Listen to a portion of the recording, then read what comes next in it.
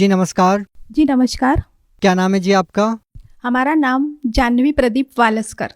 जानवी जी, क्या करते हैं आप? हम टीचर हैं आरएसएस वाले स्कूल में, सरस्वती शिशु मंदिर में सन 98 से लेके 2008 तक निरंतर कार्यरत रहे। आपने संत रामपाल जी महाराज जी से नाम दीक्षा लेने से पहले क्या भक्ति साधनाएं की? हमने सभी देवी देवताओं की भक्ति करते थे जो हिंदू समाज में अभी चलते आ रहे हैं, और हमारे घर का माहौल भी वैसा ही भक्तिमय था। हमारे मम्मी पापा काफ़ी भक्ति करते थे। बचपन से ही हम पापा हमारे राम राम राम राम लिखवा के लोई में, आटे की लोई में गोलियां बना के मछली को खिलाने के लिए कहते थे। हम चारों बहन भाई ऐसे ही करते थे, और मम्मी जितने भी व्रत करती थी हम मम्मी के साथ साथ व्रत करते थे। विशेष तौर से गणपति और भोलेनाथ जी की भगवान व्रत करते थे, और संकट चतुर्थी भी मम्मी के साथ करते थे। बचपन से हम इतनी पूजा करते थे और भगवान के प्रति हमारी बहुत ज़्यादा श्रद्धा थी।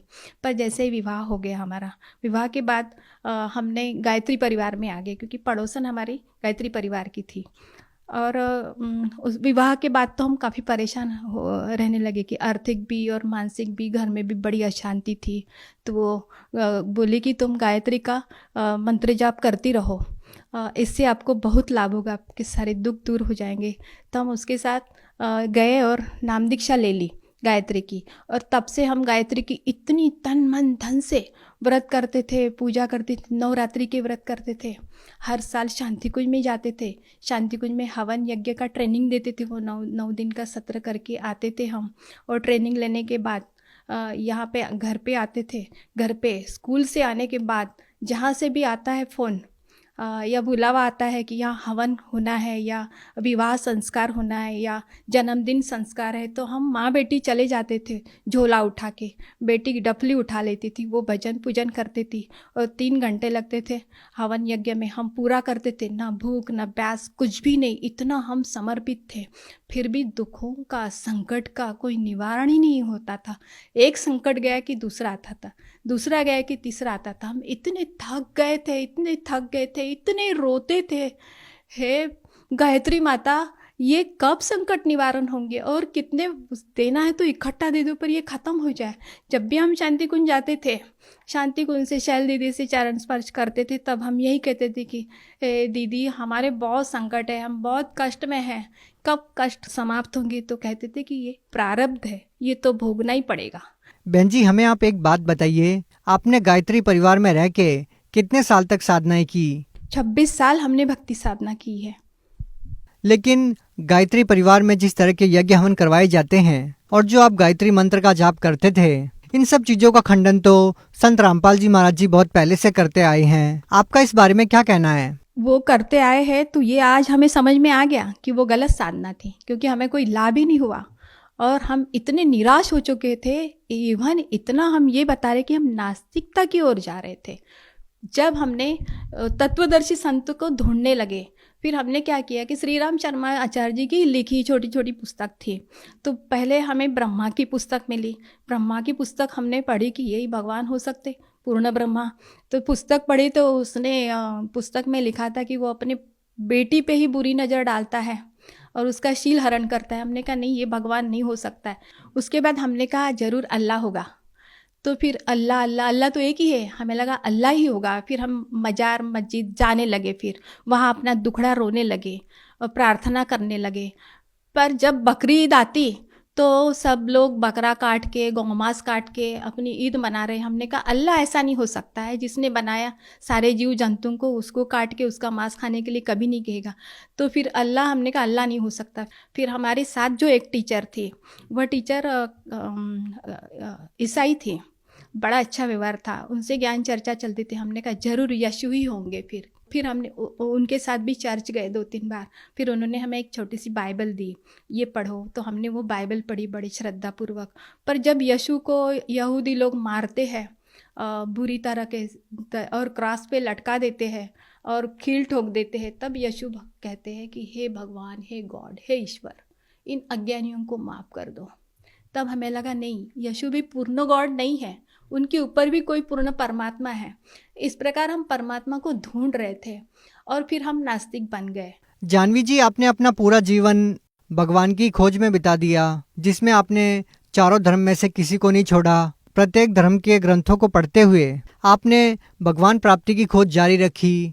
हम आपसे ये जानना चाहेंगे कि जब आपने चारों धर्मों को अपना के देखा, उसके बावजूद भी आपको भगवान की जानकारी नहीं हुई, जिसको आप भगवान कह सको, आपको ऐसी कोई चीज़ नहीं मिली। तो जानवी जी, हम आपसे जानना चाहेंगे कि संत रामपाल जी महाराज के बारे में आपको कैसे जानकारी हुई। हाँ, यही हम अभी बताना चाहते हैं कि हम बर्थ सर्टिफिकेट लाने गए तो चाचा के गांव चले गए, जलगांव जिला में पाचोरा। तो वहाँ गए चाचा के यहाँ, तो हमने गए, फ्रेश हो गए और नहा धो के हमने कहा चाची से हमें हवन करना है। तो चाचू बोले मैं चाय बना लेती, तब तक तुम 2 मिनट चाचा से बात कर लो।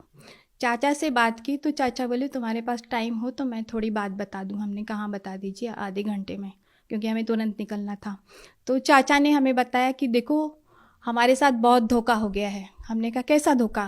बोले हम जिसकी भक्ति करते हैं उसका, हम जिस लोक में रह रहे ये काल का लोक है और यहाँ का भगवान काल भगवान है, ज्योति निरंजन भी उसी को कहते हैं। आपको ये जानकारी कहाँ से मिली? वो संत रामपाल जी महाराज के शरण में थे और वो अनुयायी थे उनके, तो उन्होंने हमें ये सत्य जानकारी दी और उन्होंने तुरंत पेज खोल के बता दिया, गीता का भी बताया और ज्ञान गंगा की पुस्तक बता दी खोल की, और उसमें बताया वो उल्टा लटका हुआ पीपल का वृक्ष, और बताया कि ऊर्ध्व मूलम अध शाकम, शर पुरुष वाकी डार, तीनों देव शाखा है, पात रूपी संसार।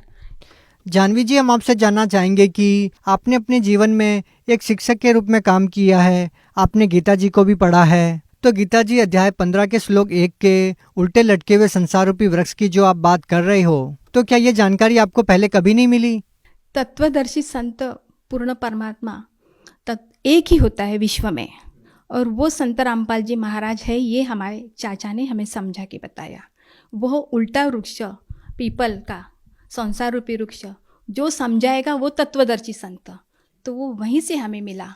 जब चाचा ने ये बात बताई कि ये शरपुरुष की पत्नी दुर्गा है, इनके तीनों पुत्र है, यही गुण है, रजोगुणी रूपी ब्रह्मा, सतोगुणी विष्णु और तमोगुणी शिव, और हम उल्टी पूजा कर रहे हैं, पात रूपी संसार, हम इनके पूजा कर रहे हैं, तो ये हमें फल कहाँ से देंगे?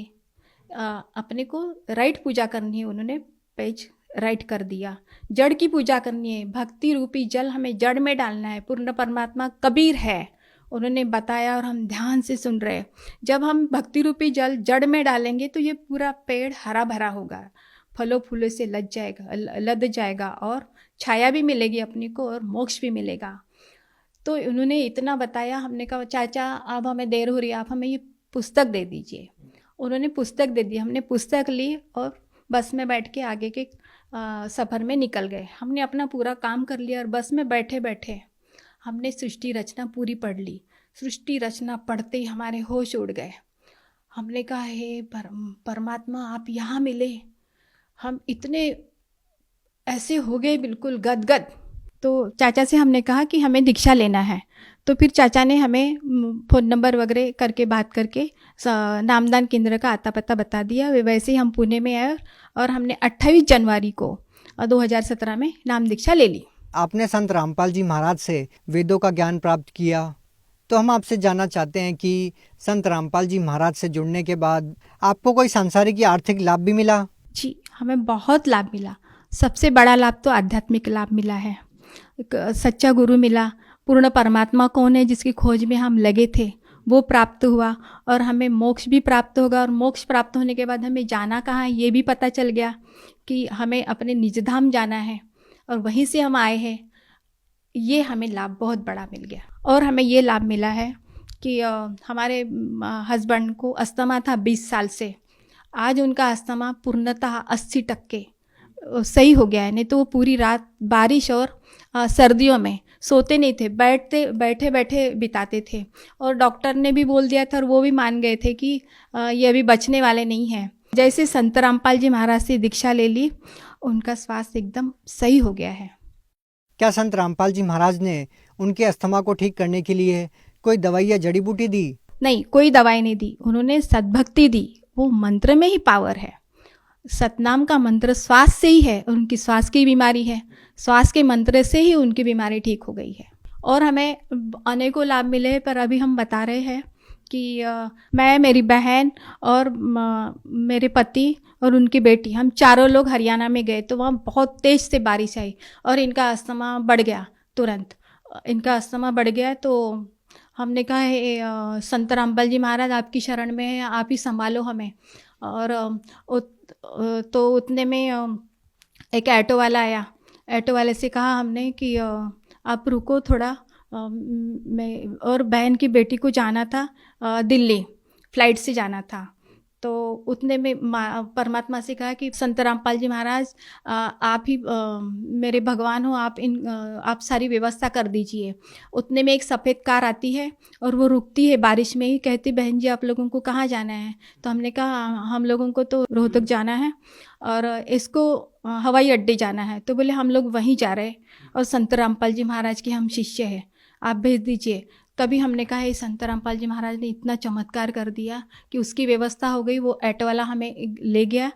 हमने कहा भाई इनकी तबीयत खराब हो रही है, आप अपने घर ले चलिए। ऑटो वाला ने एक घर में लेके गया और वहाँ संत रामपाल जी महाराज ने ऐसी प्रेरणा उनके मन में भर दी कि वहाँ उन्होंने इतना अच्छा व्यवहार किया, गर्म पानी गर्म चाय सब दे दिया उनको। और उन्होंने एक अस्थमा की पुड़िया एक पड़ोस वालों से ला के उनको दी और उनका अस्थमा एकदम ठीक हो गया। दूसरे दिन वही लोग अस्पताल लेके गए और 3 महीने की दवाई दी। वो दिन और आज का दिन उनका पूरा अस्थमा जड़ से ख़त्म हो गया है संत रामपाल जी महाराज की दया से। और हमें ये लाभ मिला कि हम बाथरूम में नहाने जा रहे थे तो वो हीटर ऑटोमेटिक था, पर उस दिन पता नहीं क्या हो गया, हम कपड़े भी धो रहे थे, उतने में हीटर एकदम ब्लास्ट कर गया फटाक से। और देखा तो इतना हीट पूरा भाप से पूरा दिखाई नहीं दे रहा था बाथरूम, और हम आराम से बाहर आ गए, एक बूंद भी हमारे एक छींट भी ऊपर नहीं आया। तो वो जीवन दान हमें संत रामपाल जी महाराज ने दिया है वहाँ पे। और एक लाभ बताना चाहती हूँ मैं। हम दोनों लोग डबल सीट जा रहे थे बाइक से, और एक पीछे से एक दूसरी बाइक आती है डबल सीट, वो हमारी गाड़ी को ठोक देती है और हम लोग वहीं पे गिर जाते हैं। पर संत रामपाल जी महाराज की दया से उसी समय सिग्नल गिर जाता है और पीछे की गाड़ियाँ पीछे ही रुक जाती है और हम लोग आराम से उठते हैं। लोग भी हेल्प करते हैं, पर हमें एक भी खरोच नहीं आया। वो भी पूछते हैं कि तुम्हें कुछ लगा? तो उनको भी नहीं लगा और हमें भी नहीं लगा। वहाँ पे भी संत रामपाल जी महाराज ने जीवन दान दे दिया है। आप भगत समाज को क्या संदेश देना चाहते हैं? भगत समाज को मैं संदेश तो नहीं दूंगी, संदेश परमात्मा देते हैं, पर मैं यही बताना चाहती हूँ कि सद्भक्ति करिए। पूर्ण परमात्मा धरती पर आए हैं, संत रामपाल जी महाराज ही पूर्ण परमात्मा कबीर है। हम लोग बोलते हैं गुरुर ब्रह्मा गुरुर विष्णु गुरुर्देव महेश्वरा, गुरु साक्षात परब्रह्म तस्मै श्री गुरुवे नमः। साक्षात गुरु परमात्मा हरियाणा में आए हैं संत रामपाल जी महाराज के रूप में। आप निरंतर 1 महीना तक सत्संग देखिए, किसी भी चैनल पे देखिए, कई चैनलों पे आता है और नीचे में एक पट्टी चलती है, व्हाट्सएप नंबर उसमें दिया है। आप व्हाट्सएप करके निःशुल्क पुस्तक ज्ञान गंगा और जीने की राह, एक कोई भी पुस्तक आप मंगवा लीजिए, पूरा ज्ञान समझ लीजिए और पूर्ण परमात्मा की शरण में जाके अपना पूर्ण मोक्ष करवा लीजिए। क्योंकि 84 लाख योनि के बाद ये मनुष्य जन्म सिर्फ मोक्ष के लिए मिलता है। बहुत बहुत धन्यवाद। धन्यवाद।